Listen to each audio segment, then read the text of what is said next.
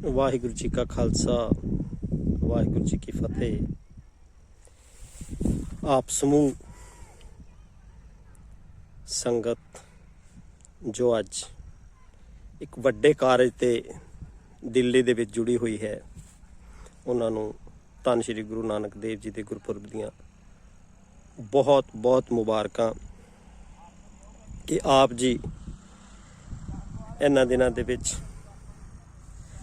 ਅੱਜ ਘਰੋਂ ਬਾਹਰ ਇੱਕ ਉਸ ਲੜਾਈ ਵਾਸਤੇ ਲੜ ਰਹੇ ਹੋ ਜਿਹੜੀ ਕਿ ਤੁਹਾਡੇ ਕਿਸੇ ਤਰ੍ਹਾਂ ਦੇ ਵੀ ਇਕੱਲੇ ਮੁਫਾਦ ਦੀ ਲੜਾਈ ਨਹੀਂ ਹੈ, ਬਲਕਿ ਤੁਸੀਂ ਸਮੁੱਚੀ ਕਿਸਾਨੀ ਲਈ ਇੱਕ ਜੰਗ ਲੜ ਰਹੇ ਹੋ।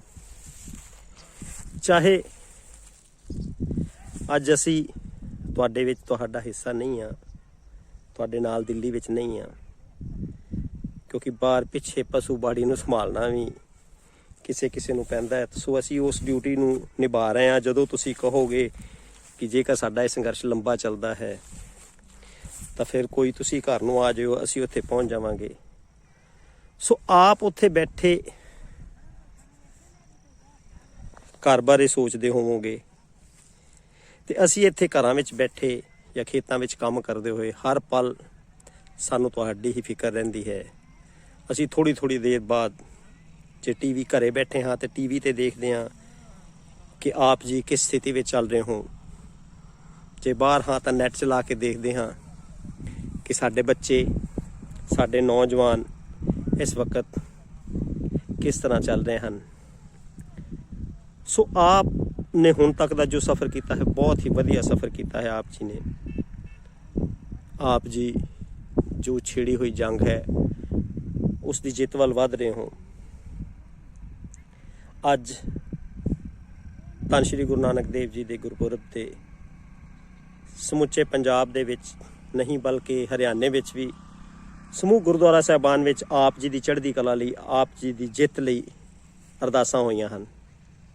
ਸਾਡੇ ਵਾਸਤੇ ਤੁਹਾਡੀ ਜਿੱਤ ਦੇ ਨਾਲ ਨਾਲ ਤੁਹਾਡੀ ਸਲਾਮਤੀ ਬਹੁਤ ਹੀ ਜ਼ਰੂਰੀ ਹੈ, ਕਿਉਂਕਿ ਜਦੋਂ ਵੀ ਹਕੂਮਤਾਂ ਦੇ ਖਿਲਾਫ ਅਸੀਂ ਲੜਾਈ ਲੜਦੇ ਹਾਂ ਤੇ ਹਕੂਮਤਾਂ ਤੋਂ ਜਿਨ੍ਹਾਂ ਤੋਂ ਡਰ ਹੁੰਦਾ ਉਹ ਸਾਨੂੰ ਲਾਲਚ ਵੀ ਦਿੰਦੀਆਂ ਹਨ, ਵਰਗਲਾਉਂਦੀਆਂ ਵੀ ਹਨ, ਅਤੇ ਨਾਲ ਦੀ ਨਾਲ ਉਹ ਸਾਡੇ ਵਿੱਚ ਇਸ ਤਰ੍ਹਾਂ ਦੇ ਅਨਸਰ ਭੇਜਦੀਆਂ ਹਨ ਜੋ ਕਿ ਸਾਡੀ ਇਸ ਮੂਵਮੈਂਟ ਨੂੰ ਬਦਨਾਮ ਕਰਨ। ਸੋ ਮੈਂ ਤੁਹਾਡੀ ਸਲਾਮਤੀ ਦੀ ਗੱਲ ਇਸੇ ਲਈ ਕਰ ਰਿਹਾ ਹਾਂ ਕਿ ਆਪ ਬਹੁਤ ਵਧੀਆ ਵੱਧ ਰਹੇ ਹੋ, ਜਿੱਤ ਵੱਲ ਵੱਧ ਰਹੇ ਹੋ, ਪਰ ਆਪ ਜੀ ਨੂੰ ਹੁਣ ਸਤਰਕ ਰਹਿਣ ਦੀ ਬਹੁਤ ਜ਼ਿਆਦਾ ਜ਼ਰੂਰਤ ਹੈ। ਮੈਂ ਸਾਡੇ ਕਿਸਾਨ ਨੇਤਾਗਣ, ਜਿਹੜੇ ਸਾਡੇ ਨੇਤਾ ਨੇ ਕਿਸਾਨ ਯੂਨੀਅਨਸ ਦੇ, ਜੋ ਤੁਹਾਡੀ ਅਗਵਾਈ ਕਰ ਰਹੇ ਹਨ, ਬਹੁਤ ਸਿਆਣੇ ਹਨ, ਬਹੁਤ ਤਜਰਬੇਕਾਰ ਹਨ, ਬੜੀ ਦੇਰ ਤੋਂ ਇਹ ਇਸ ਤਰ੍ਹਾਂ ਦੇ ਕੋਲ ਲੜ ਰਹੇ ਹਨ। ਪਰ ਜਿਸ ਤਰ੍ਹਾਂ ਦੀ ਜ਼ਿੰਮੇਵਾਰੀ ਅੱਜ ਤੁਹਾਡੇ ਮੋਢਿਆਂ ਤੇ ਪਈ ਹੈ, ਸ਼ਾਇਦ ਇਸ ਤੋਂ ਪਹਿਲੇ ਨਹੀਂ ਪਈ ਹੋਏਗੀ ਕਿ ਅੱਜ ਸਮੁੱਚੀ ਨੌਜਵਾਨੀ ਪੰਜਾਬ ਦੀ ਤੁਹਾਡੇ ਨਾਲ ਮੋਢੇ ਨਾਲ ਮੋਢਾ ਲਾ ਕੇ ਲੜਨ ਮਰਨ ਵਾਸਤੇ ਤਿਆਰ ਹੋ ਕੇ ਉੱਥੇ ਪਹੁੰਚੀ ਹੈ। ਤਾਂ ਤੁਹਾਡੀ ਜ਼ਿੰਮੇਵਾਰੀ ਵੱਧ ਜਾਂਦੀ ਹੈ ਕਿ ਤੁਸੀਂ ਇਹਨਾਂ ਦੀ ਸਲਾਮਤੀ ਨੂੰ ਤਰਜੀਹ ਦਿਓ ਕਿ ਅਸੀਂ ਜਿਸ ਤਰ੍ਹਾਂ ਇਹਨਾਂ ਨੂੰ ਹੱਸਦੇ ਖੇਡਦੇ ਪਰਿਵਾਰਾਂ ਦੇ ਵਿੱਚੋਂ ਲੈ ਕੇ ਗਏ ਹਾਂ, ਇਹ ਉਸੇ ਤਰ੍ਹਾਂ ਹੀ ਹੱਸਦੇ ਖੇਡਦੇ ਆਪਣੇ ਪਰਿਵਾਰਾਂ ਦੇ ਵਿੱਚ ਆਉਣ, ਜਿੱਤ ਕਰਕੇ ਆਉਣ। ਕਿ ਸਾਡੀ ਕੋਈ ਛੋਟੀ ਜਿਹੀ ਗਲਤੀ, ਕੁਝ ਇਸ ਤਰ੍ਹਾਂ ਦਾ ਖਮਿਆਜਾ ਸਾਨੂੰ ਨਾ ਭੁਗਤਣਾ ਪੈ ਜੇ ਕਿ ਜਿਸ ਨਾਲ ਸਾਡੀ ਇਹ ਕੌਮ ਪਹਿਲੇ ਵੀ ਇੱਕ ਸੰਘਰਸ਼ ਦੇ ਵਿੱਚੋਂ ਲੰਘਦੀ ਹੋਈ ਬੜਾ ਵੱਡਾ ਨੁਕਸਾਨ ਕਰਾ ਬੈਠੀ ਸੀ। ਸੋ ਅਸੀਂ ਵਾਹਿਗੁਰੂ ਅੱਗੇ ਇਹ ਅਰਦਾਸ ਕਰਦੇ ਹਾਂ ਕਿ ਆਪ ਜੀ ਫਤਿਹ ਕਰਕੇ, ਦਿੱਲੀ ਦਾ ਮੋਰਚਾ ਫਤਿਹ ਕਰਕੇ ਵਾਪਸ ਆਓ, ਕਿਉਂਕਿ ਖਾਲਸਾ ਕਦੇ ਵੀ ਪਰਸਨਲ ਲੜਾਈ ਨਹੀਂ ਲੜਦਾ। ਤੁਸੀਂ ਗੁਰੂ ਗੋਬਿੰਦ ਸਿੰਘ ਜੀ ਦੀ ਲੜਾਈਆਂ ਤੋਂ ਲੈ ਲਓ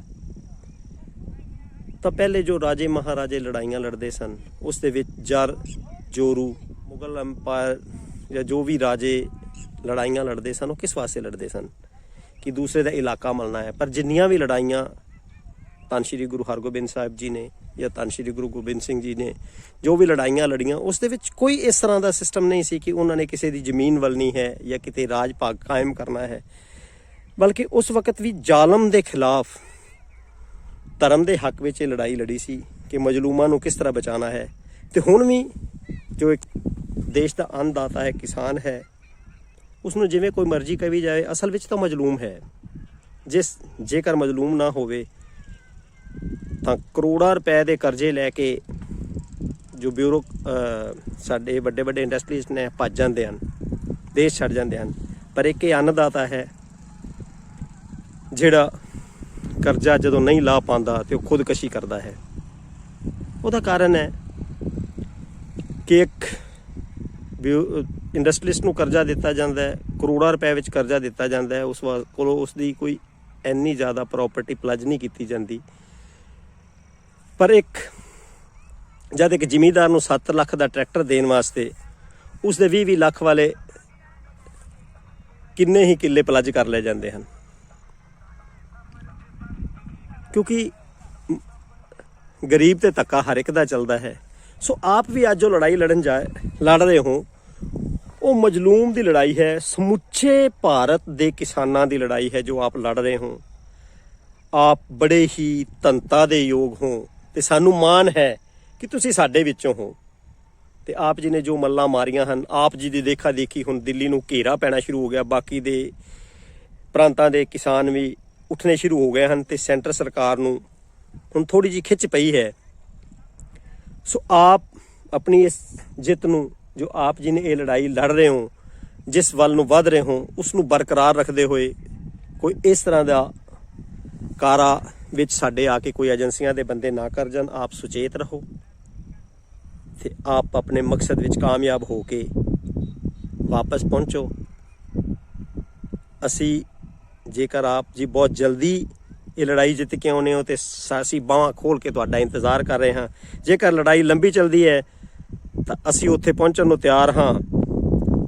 ਆਪ ਜੀ ਆਓ, ਘਰੇ ਚੱਕਰ ਲਾ ਕੇ ਜਾਓ। ਜੇ ਲੜਾਈ ਲੰਬੀ ਚੱਲਦੀ ਹੈ ਤਾਂ ਕੋਈ ਗੱਲ ਨਹੀਂ, ਇੱਥੋਂ ਬਹੁਤ ਲੋਕ, ਬਹੁਤ ਜ਼ਿਮੀਂਦਾਰ, ਬਹੁਤ ਬਜ਼ੁਰਗ ਸਾਰੇ ਤਿਆਰ ਬੈਠੇ ਹਨ ਜੋ ਇਸ ਲੜਾਈ ਦਾ ਹਿੱਸਾ ਬਣਨ ਨੂੰ ਤਿਆਰ ਹਨ। ਸੋ ਆਪ ਜੀ ਦੇ ਨਾਲ ਹਮੇਸ਼ਾ ਖੜੇ ਹਾਂ, ਖੜੇ ਰਹਾਂਗੇ। ਸੋ ਆਪ ਜੀ ਦੀ ਸਲਾਮਤੀ ਦੀ ਅਰਦਾਸ ਕਰਦੇ ਹੋਏ ਕਿ ਹੇ ਵਾਹਿਗੁਰੂ ਸੱਚੇ ਪਾਤਸ਼ਾਹ, ਸਾਡੇ ਬੱਚਿਆਂ ਨੂੰ ਜਿੱਤ ਬਖਸ਼ੋ, ਉਹ ਖੁਸ਼ੀ ਆਪਣੇ ਘਰਾਂ ਵਿੱਚ ਆਉਣ ਤੇ ਜਿਸ ਤਰ੍ਹਾਂ ਸਾਡਾ ਪੰਜਾਬ ਹੱਸਦਾ ਵਸਦਾ ਚੱਲ ਰਿਹਾ ਹੈ ਉਸੇ ਤਰ੍ਹਾਂ ਹੀ ਚੱਲਦਾ ਰਹੇ। ਵਾਹਿਗੁਰੂ ਜੀ ਕਾ ਖਾਲਸਾ, ਵਾਹਿਗੁਰੂ ਜੀ ਕੀ ਫਤਿਹ।